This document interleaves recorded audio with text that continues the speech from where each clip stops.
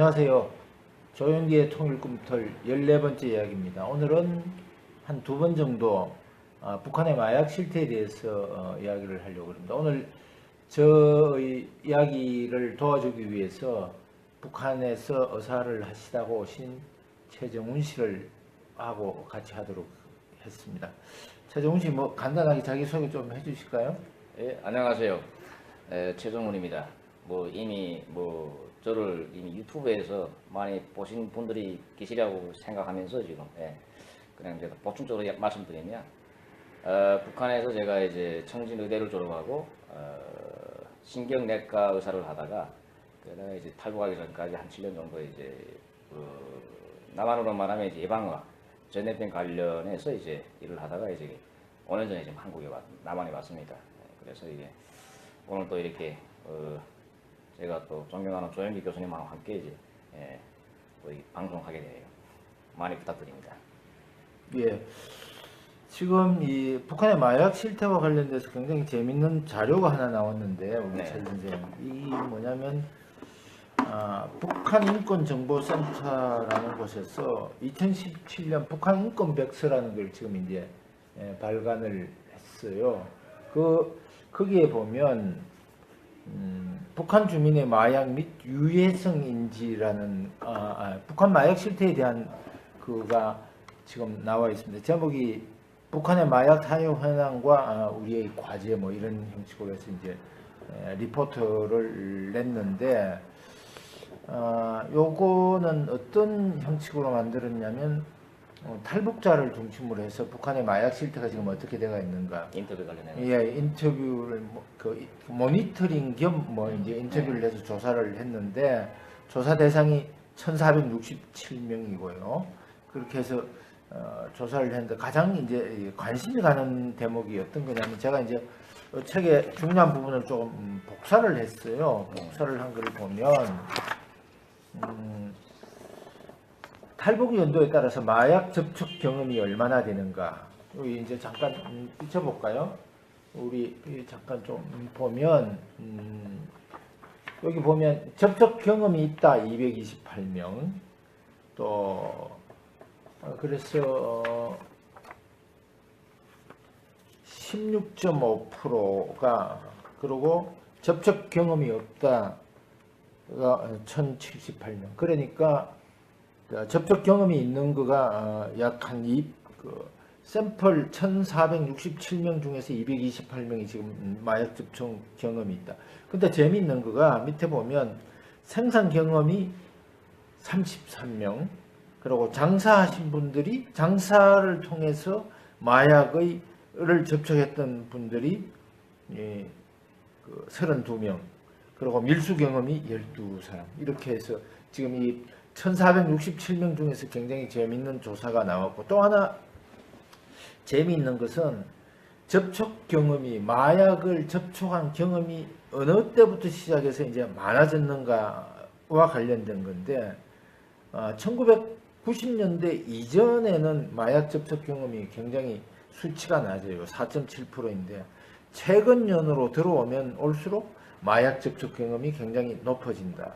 그래서 2000년대에는 7%, 2012년까지는 13.6%, 13년에 26.8%, 14년에 25%, 그리고 16년에는 66.7%가 마약 접촉 경험이 있다. 이렇게 알려져가 있습니다. 그리고 이제 우리가 그 마약을 사용을 하면 육체적으로 찌들어지고 정신적으로도 찌들어지는데 마약이 탈북하신 분들이 이 모니터링하고 설문조사하는 과정에서 나타났던 거가 마약 효과를 어떻게 보고 있는가에 대한 설문조사를 한 거가 있어요. 그 설문조사를 한 걸 보니까 이렇게 돼가 있네요. 이게 마약 접촉한 거가 마약이다라고 인식하신 분들이 338명. 그리고 환각제다라고 보시는 분들이 92명. 그리고 각성제로 보시는 분들이 굉장히 많네요. 201명.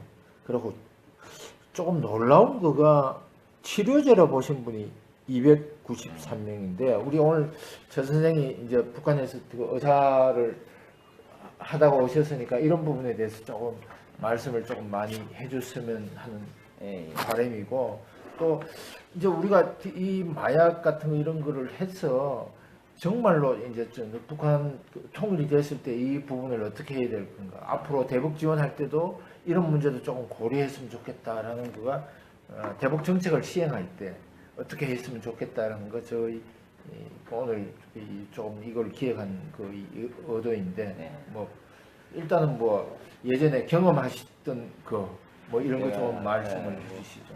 뭐 붓고 제가 뭐 목격한 빼더라도 이제 제가 이제 그 신경내과를 하면서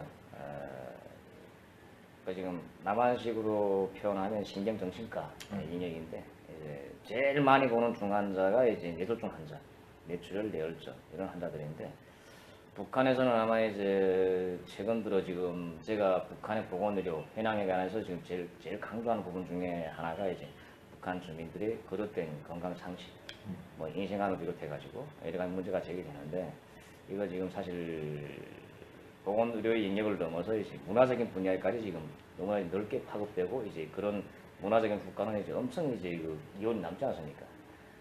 어쨌거나 지금 당시에 제가 의사를 할 때 상황을 보게 되면 환자들 또 가족들, 북한 주민 거의 지금 다수가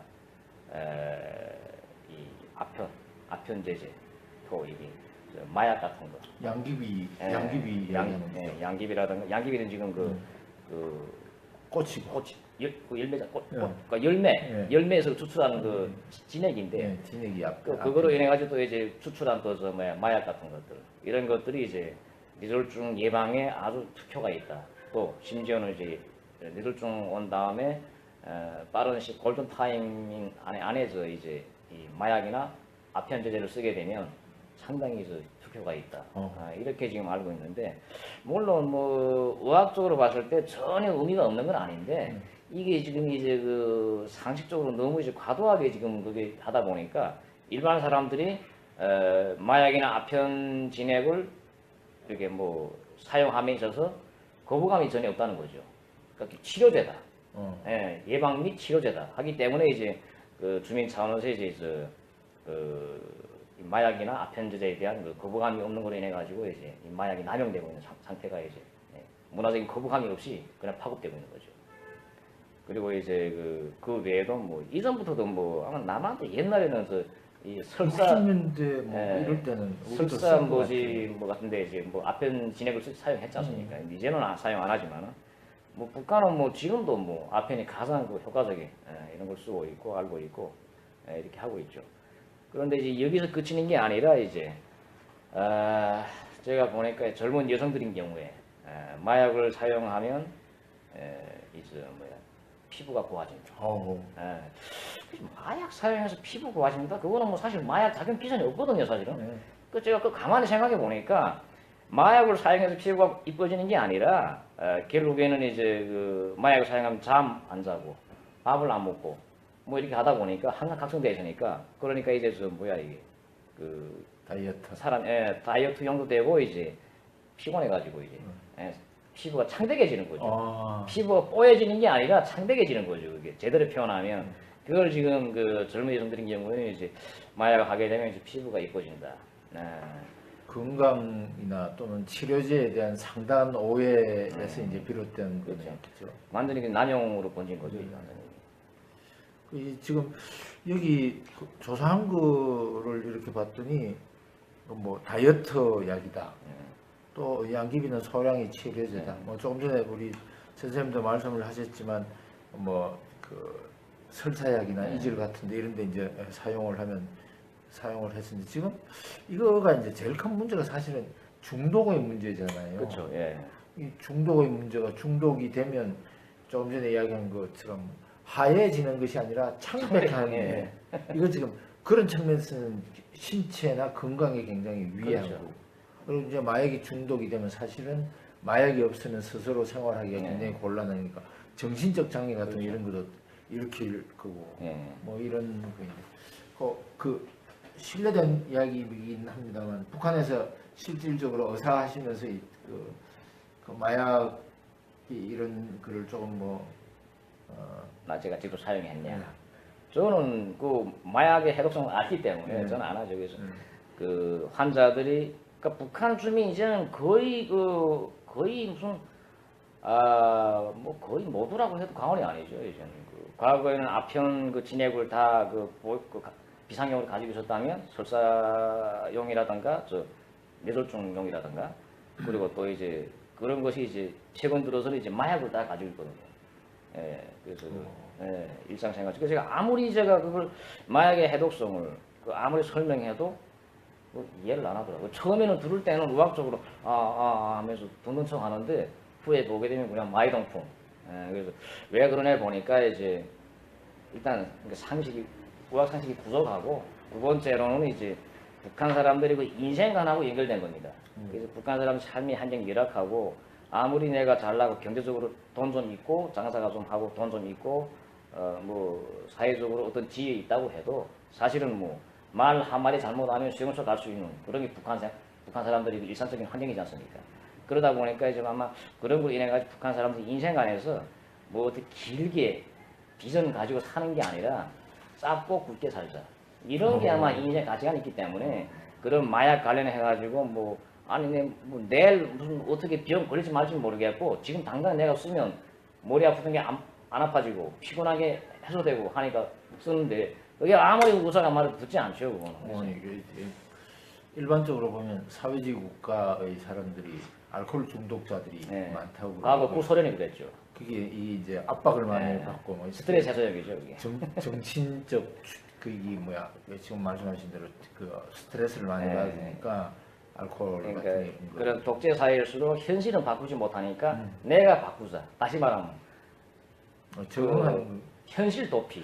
현실 도피. 일가적인 그 현실 도피죠. 그러고 이제 사실은 이런 거가 이제 또 우리인데는 조금 중요한 그 하도 중에 하나인데 90년대에는 김정일이가 마약을 가지고 이 외화 획득을 했다라는 그렇죠. 소문들이 굉장히 있었는데 실질적으로 북한에 계실 때 그런 얘기들이 뭐 조금 돌고 뭐 그런 거가 있었나요? 얘기 정도가 아니라 뭐 북한 주민들은 아마 다 알죠. 이제는 북한 주민들이야. 그리고 제가 가장 직접 봤던 사례가 이제 90년대 후반이죠.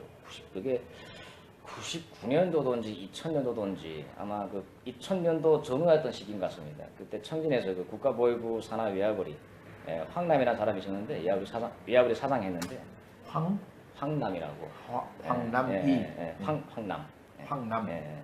국가보위부 위아버리 사장했는데 이 사람이 이제 기본 지표가 이제 마약이었죠. 그래서 중국하고 이제 거래하다가 원래는 북한 내에서 그냥 자기 피스톤으로 움직이면서 이렇게 거래하다가 이 사람이 그때 어떻게 중국에 아마 낚여온 것 같아요. 그래서 원래는 국경에서 그냥 거래하고 하게 됐는데 중국까지 들어오게 되면 좀 더 준다 해가지고 그 사람이 그때 당시 제가 듣기로는 6.8kg인가 거의 7kg 되는 마약을 가지고 이제 들어간 거죠. 들어가 잡혀가지고 무슨 후에 붙자고 하니까 중국에서 180년 먹었다고 하더라고요. 180년? 그게 이제 판결 구형. 그렇죠. 그러니까 마약 들어간 그런 사법적 판단을 판결에 의해가지고 그래서 우리 웃었죠. 야 180년 살다 죽지 않느냐. 어쨌거나 제과에 따른 형량이라는 거죠. 그리고 그때 이제 북한은 뭐 일단 북한 그런 국가보위부 위아버리든 어디든 이제 국가기관에 종사하다가 이제 그런 마약 관련해 해외 나가서 잡히게 되면 일단 자기네 사람이 아니라고 이제 딱 자르는 거죠. 그리고 그렇게 하다가 이제 가족은 후에 이제 아마 내부적인 보상 차원에서 아마 평양에 다 내려 올려가는 그렇긴 하더라고요. 그래서 그런 것도 보고 그리고 뭐 북한 사람들 뭐 알만한 사람들은 아는 건데 이전 환경북도 책임비서, 부당 책임비서 아까 이군모의 아들이 이영만인데 이영만이 아마 북한이나 아마 국제경찰 거기서도 이제 아마 국제적인 수배 대상이었던 걸로 알고 있습니다. 마약 관련. 북한에서는 아마 도당 책임 비서기가 그러니까 최고 기득권층의 자식으로서는 아마 이제 마약 관련해서 최고의 제일 큰 인물이었죠. 뭐그 이군모 아들도 이제 뭐 수배대장이었고 뭐 과거에 한번 그 인터폴에 잡혔다가 나온 적이 있답니다. 한 번은. 왜냐하면 그 장인이 조청년 고위 간부였답니다. 상공인이었고. 그래서 아마 장인 쪽에 아마 그런 영향을 좀 힘 좀 써가지고 나왔는데 그 후에는 어쨌든 좀 조심했거나 뭐 그러더라고요. 그래서 어쨌든 이게 제가 지금 말하려는 건 뭐냐면 그 이 정도로 지금 북한이 국가적으로 국가 보위부라든가 뭐 보위사령부 각종 이게 과거 지금 중앙당 연락소라든가 마약 관련해 가지고 국가적으로 이제 그 생산, 아편 재배, 그러니까 마약 생산 및 그 국내 유통은 물론이고 이제 그 외에 이제 외화거래 기본 그 지표로 되는 국가가 관여하고 있다. 이게 지금 제가 지금 얘기 드리는 거죠. 거기 저도 뭐 저기 뭐 전에 들은 이야기이긴 하지만 이제 그 북한에서 지금 이당 차원 또는 국가 차원에서 아편 재배 면적을 확대시키고 그렇게 한 거가 이제 2000년대 초반 정도로 시작하기에는 김일성이 때 1980년대부터 시작했죠. 아 80년대 이제 본격적으로 한 거는 아마 김정일 시대 때 좀 아마 90년대 들어와서 이제 좀 많이 한 것 같고 그래서 특히 이 지금 이 조사 보고하고는 조금 다른 결과이긴 하지만 북한에서 소위 말하는 고난의 인구 그 90년대 중반에 그 이 굉장히 식량난이나 뭐 이런 거 어려웠을 때 사람들이 아편에 굉장히 많이 이 마약이 굉장히 많이 의존했다라는 그 보고서들이 조금 있었거든요. 그런 거 젊었을 때, 좀 젊었을 때 같은데. 그러니까 아마 90년대 중반 같은데 제 기억은 90년대 중반, 95년도, 6년도 결국엔 북한의 고난행군 들어가면서 이제 국가가 통제력이 좀 떨어지고 그 각종이 뭐 이상한 뭐 골동이니 마약이니 아편제제니 이런 거 가지고 사람들이 그 돈 벌 게 없으니까 그러니까 그런 거 가지고 뭐 이렇게 많이 그 북한 내에서 지금 혼란스러울 때인데. 그때 아마 이제 제일 먼저 등장한 것이 이제 아편 진액. 그때 아마 제 기억에 아편 진액 그 1kg 그 덩어리가 아마 그 당시에 그때 6만이 북한 돈으로 6만 원이었던지 아마 그랬던 것 같아요. 그때가 이제 달러 100달러가 아마 100달러나 1만 엔이 북한 돈 18,000원. 좀 그 암거래 시장 가격이 한 2만 원 이상까지 받을 때 300달러 이상이지 않습니까? 하여튼 그리고 아마 그게 아마 제일 그 싼 값이 그게고 이제 그 좀 더 큰 돈줄을 만나면 10배까지 받을 수 있만까지. 예.